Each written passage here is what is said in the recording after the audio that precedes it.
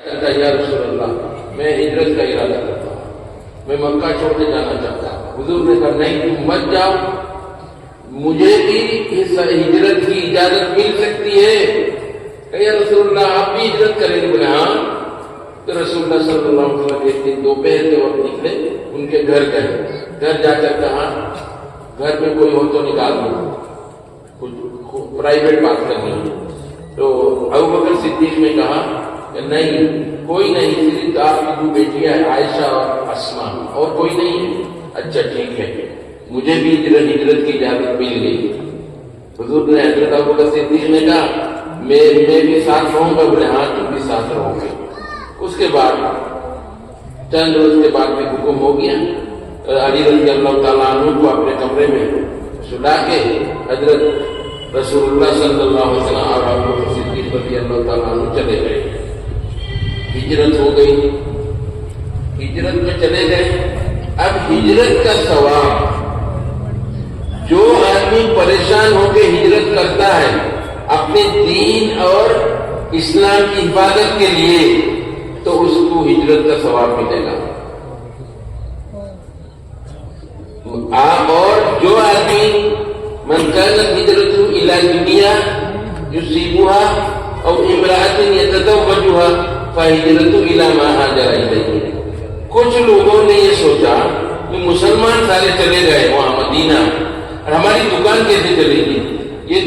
ان کی دکانوں سے مسلمان سودا خریدتے تھے، تو یہ لوگ چلے گئے اپنی دکانداری کرنے مدینہ، تو اب ان کو دکانداری کے لیے ہجرت کی ہے نا، ان کی نیت کیا تھی؟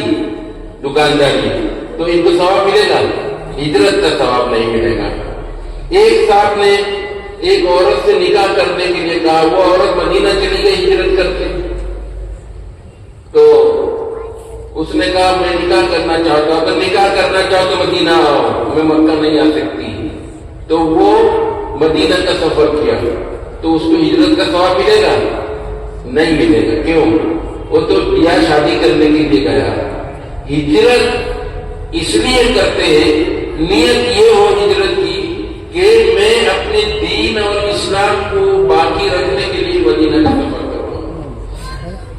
دیکھو نیت میں گڑبڑی آ گئی نا۔ جن لوگوں نے کاروبار کرنے کے لیے ہجرت کی مدینہ، ان کو ثواب نہیں ملے گا۔ جس نے کسی عورت سے نکاح کرنے کے لیے ہجرت کی، اس کو ہجرت کا ثواب نہیں ملے گا۔ اور ان لوگوں کو ثواب ملے گا جن لوگوں نے اپنے دین کو بچانے کے لیے، یعنی دین کو بچانے کا کیا مطلب؟ نماز نہیں پڑھ رہا ہے، نماز پڑھتے تو مارتے ہیں لوگ، کافی مارتے ہیں نماز پڑھتے وقت، تو اس لیے اس نے کیا کیا؟ کہا اب یہاں نہیں رہ سکتے، یہاں نماز بھی نہیں پڑھ سکتے، اسلام کے احکام بھی باقی نہیں رکھ سکتے، ان لوگوں نے ہجرت کر لی۔ یہ ہے اصل ہجرت، یہ ہے اصل ہجرت۔ مدینہ مکہ کا حال کتنا برا تھا، میں ایک واقعہ سناؤں۔ ابو ذر غفاری رضی اللہ تعالیٰ عنہ یمن سے آئے، آ کر 3 دن رہے کعبۃ اللہ کے پاس۔ پہلے دن حضرت علی رضی اللہ تعالیٰ عنہ نے ان سے کہا شاید یہ آدمی صبح سے دیکھ رہا ہوں اس کا کام پورا نہیں ہوا، چلو میرے ساتھ مہمان بن جاؤ۔ علی رضی اللہ تعالیٰ عنہ لے گئے پہلے دن۔ دوسرے دن اچھا مہمان سے 3 دن تک بات نہیں کرتے، آپ کے گھر میں کوئی مہمان آئے اس کو 3 دن تک آپ کھلائے پلائے، تیسرے دن پوچھے آپ کیوں آئے، آپ نے کی جو نوٹ سے تیتیو دن، پہلے 3 دن مہمانداری کرے۔ تو علی رضی اللہ تعالیٰ عنہ نے دوسرے دن کہا شاید اس آدمی کا کام پورا نہیں ہوا، اسے اس کو دوسرے دن بھی لے گئے اپنے گھر۔ تیسرے دن پھر وہ آ گئے، آنے کے بعد کعبۃ، اصل میں ابو ذر غفاری وہ چہرہ دیکھنا چاہتے ہیں جو چہرہ رسول اللہ کا ہے، لیکن رسول اللہ اپنے گھر میں تھے، یہاں نہیں آ رہے تھے، حالات اچھے نہیں تھے۔ تو چوتھے دن صبح پوچھا آپ کیوں آئے مکے میں یمن سے؟ تو میں اس لیے آیا، میں نے سنا ایک نبی آ گئے، ان سے ہم ملنا چاہتے ہیں۔ اس سے پہلے انہوں نے اپنے بھائی کو بھیجا تھا، جاؤ تحقیق کر کے آؤ، سنا نبی آ گئے۔ انہوں نے تشفی بخش جواب نہیں دیا جا کے، تسلی بخش جواب نہیں دیا کہ خود آ گئے کہا اچھا میں ابھی وہی جا رہا ہوں۔ علی نے کہا رضی اللہ تعالیٰ عنہ نے এখন আমি رسول صلی اللہ علیہ وسلم ঘরে যাইতেছি, آپ میرے ساتھ چلو، آپ میرے ساتھ چلو، لیکن اگر میں دیکھو کوئی دشمن ہے تو آپ چلتے رہیے، میں پیشاب کے بہانے بیٹھ جاؤں گا، لوگ کہیں کہ آپ کا میرا کوئی سمپرک نہیں ہے، تو آپ چلتے رہیے گا۔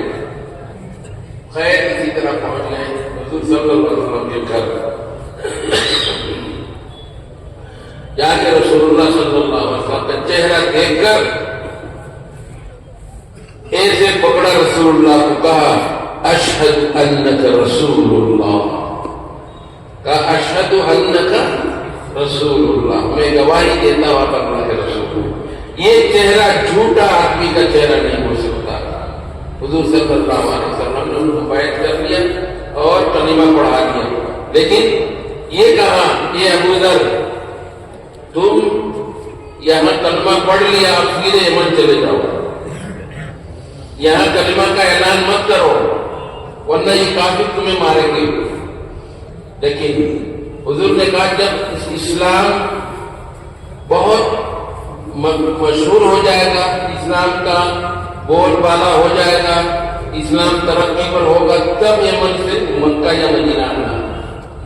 لیکن حضرت کا جذبہ کعبۃ اللہ کے پاس آ کر کہہ دیا اشہد ان لا الہ الا اللہ وان محمد رسول اللہ۔ کافر بہت مانا، بہت مانا، بہت مانا۔ حضرت عباس رضی اللہ تعالیٰ عنہ آب زمزم کے خدمت میں تھے، انہوں نے ان کو پکڑ لیا، ان کے اوپر لیٹ گئے، ابو ذر غفاری کے اوپر، اور کہا اوہ بڑے بیوقوفو، تم لوگ ابو ذر کو مار رہے ہو، تمہارا یمن کا جو راستہ تجارت کا وہ بند کر دینا یار۔ تو پھر ہٹے وہ لوگ، ایسا ہی 3 دن تک ہوا، اس کے بعد پھر یمن چلے گئے۔ تو دیکھیے یہ نیت کی بات کر رہا ہوں میں، نیت درست اگر نہ ہو، نیت اگر درست نہ ہو کبھی کامیابی نہیں ملے گی آپ کو۔ نیت آپ جو بھی کام کریں، آپ مدرسے میں جا رہے ہیں پڑھانے جا رہے ہیں، آپ اسکول جا رہے ہیں پڑھانے جا رہے ہیں، لیکن نیت کیا ہے؟ اسکول سے جو تنخواہ ملے گی میں اپنے بچوں کی پرورش کروں گا، کیونکہ میرے بچوں کا کھانا پینا خرچہ کپڑا وپڑا سب میرے ذمہ فرض ہے، تو آپ کا جانا بھی آنا بھی سب ٹھیک ہو جائے گا، یعنی ثواب آپ کو مل جائے گا۔ اسی کام کو کرتے ہوئے نماز پڑھ رہے، روزہ رکھ رہے، تلاوت کر رہے، وہ اچھی طرح قرآن سیکھ رہے تاکہ لوگ مجھے قاری کہیں، برباد ہو جائیں گے۔ آپ صرف قرآن کو صحیح کرنے کے لیے قرآن پڑھ رہے ہیں۔ اللہ تعالیٰ فرماتے ہیں وَرَتِّلِ الْقُرْآنَ تَرْتِيلًا، قرآن کو ترتیل کے ساتھ پڑھو، بہترین انداز سے قرآن کو پڑھو۔ جو شخص قرآن کو بہترین انداز سے پڑھے گا، قیامت کے دن وہ شخص اور بہترین حافظ ہوگا، اس کو کہتے ہیں عربی میں ماہر القرآن۔ جو شخص ماہر قرآن ہوگا قیامت کے دن بڑے بڑے لوگوں کے ساتھ ہوگا، یعنی شہداء صدیقین وغیرہ کے ساتھ ہوگا۔ لیکن اگر نیت میں یہ ہو کہ لوگ مجھے قاری صاحب کہیں تو پھر آپ کا معاملہ خراب ہو گیا۔ میرے بزرگ اور دوستوں، میں اس سلسلے میں ایک آیات پڑھی آپ کے سامنے۔ آپ کو معلوم ہے جنگ بدر ہوئی، جنگ بدر میں صرف 313 مسلمان تھے، لیکن جنگ بدر پورے پلان کے تحت نہیں ہوئی۔ بدر پورنوں پلانوں شہید ہوئے نہیں، بدر کی لڑائی اتفاق سے ہوئی۔ حضور صلی اللہ علیہ وسلم 313 آدمی لے کر ابو سفیان شام سے سیریا سے بہت ہتھیار لے کے مکہ جا رہا ہے مسلمانوں کے خلاف لڑائی کرنے کے لیے۔ رسول اللہ صلی اللہ علیہ وسلم کو اطلاع ملی تو رسول اللہ صلی اللہ علیہ وسلم 313 آدمی کو لے کے اس ابو سفیان کے قافلہ کو چند لوگ جو یعنی 20-25 آدمی ان کو پکڑنے کے لیے گئے تھے۔ جب اس کو اطلاع ملی ابو سفیان نے تیز رفتہ گھوڑا دوڑا دیا وہاں مکہ، کہہ دو تم اپنا سامان، اپنا پیسہ، اپنا ہتھیار بچانے کے لیے جلدی آؤ۔ ابو جہل فوراً 1000 فوج کو لے کے نکل گئے، 1000 فوج کو لے گئے۔ لیکن ابو سفیان جب سرکشت پہنچ گئے مکہ، انہوں نے اطلاع دی کہ اب ہم لوگ آسانی سے مکہ پہنچ گئے، آپ لوگ واپس آ جاؤ۔ لیکن کیونکہ موت مقدر ہے، ابو جہل اور اتنے سردار تھے بڑے بڑے 70، ان 70 سرداروں کو نمٹانا تھا اللہ کو، تو ابو جہل تیار نہیں ہو واپس جانے کے لیے۔ اس نے کہا کہ نہیں، اب ہم اینٹ سے اینٹ بجائیں گے، اینٹ سے اینٹ بجائیں گے اور مدینے کو اوپر نیچے کر کے محمد اور محمد کے ساتھیوں کو قتل کر کے ہم واپس آئیں گے۔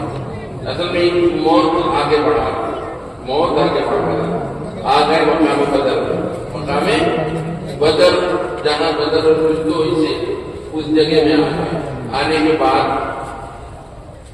ادھر صرف 313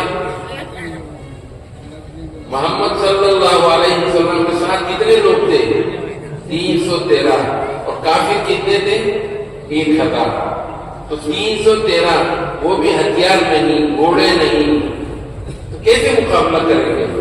اللہ کے رسول صلی اللہ علیہ وسلم سجدے میں گرے، بہت روئے، بہت روئے، صحابہ کرام روئے، روتے روتے یعنی حالت خراب ہو گئی کہ یا اللہ اتنا بڑا لشکر 1000،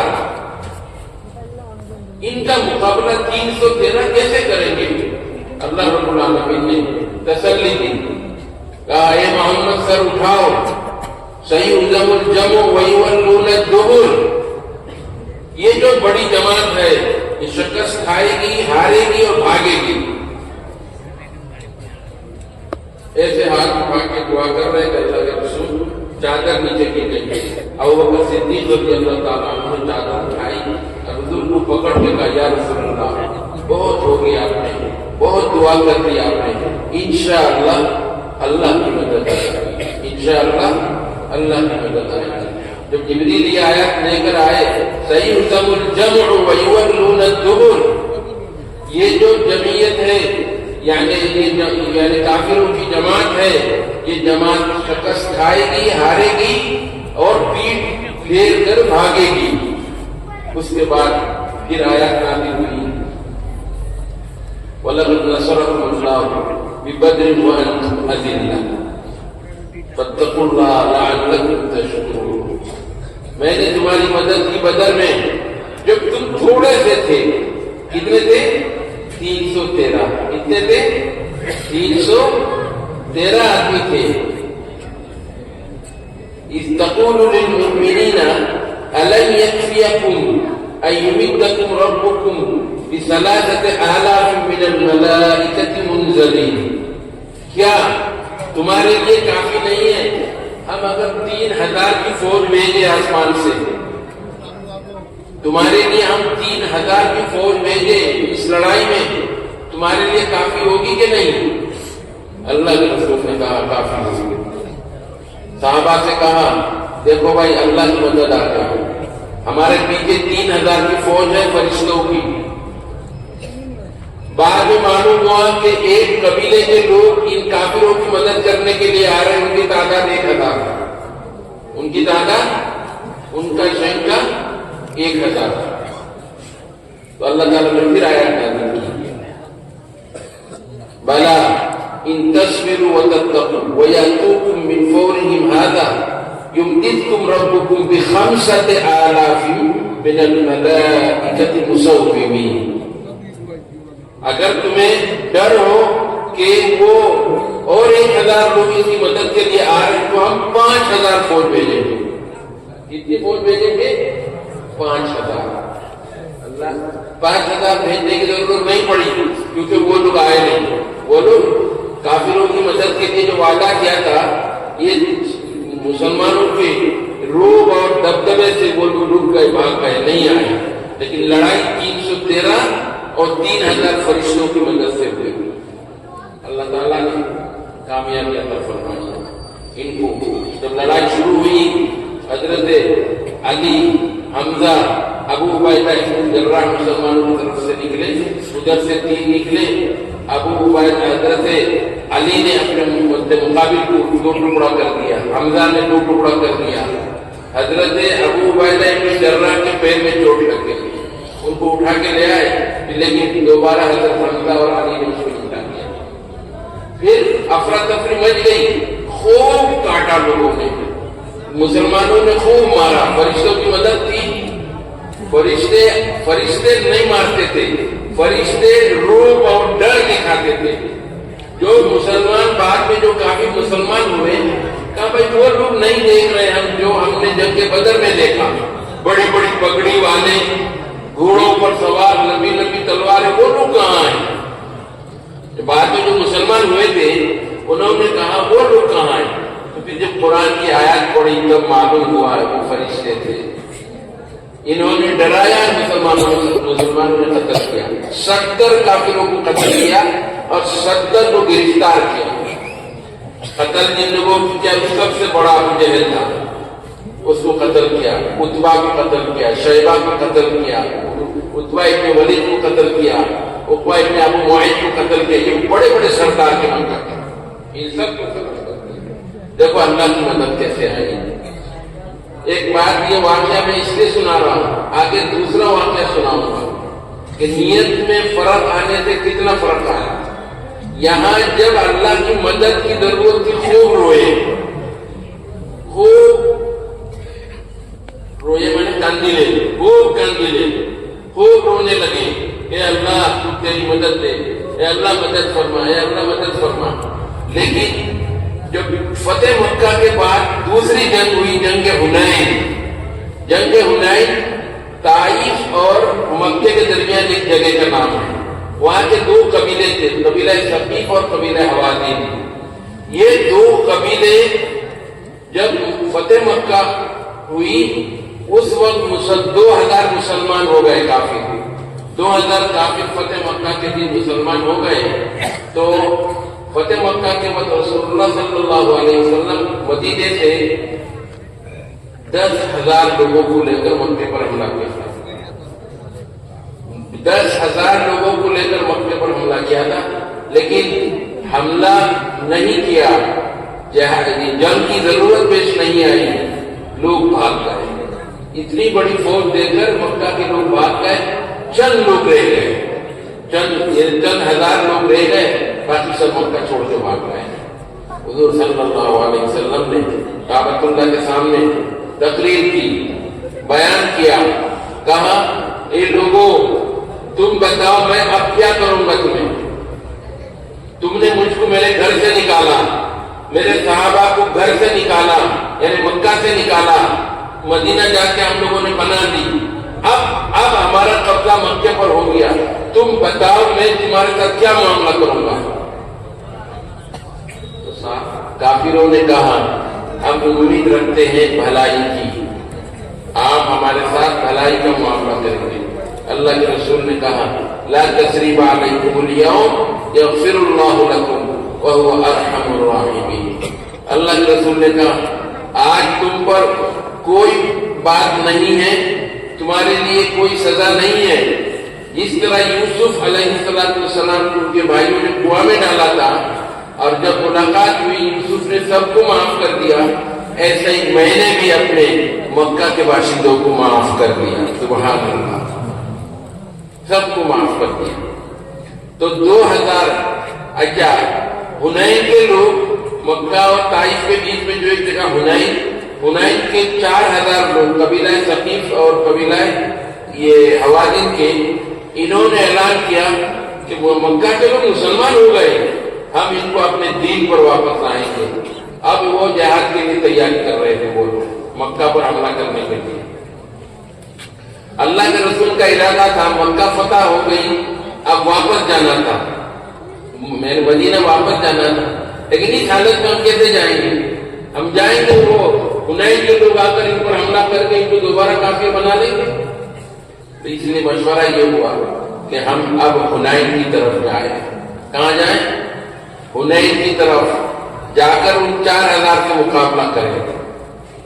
لیکن راستے میں صحابہ کی نیت بدل گئی. کیا اب کیا کہنے لگے؟ لن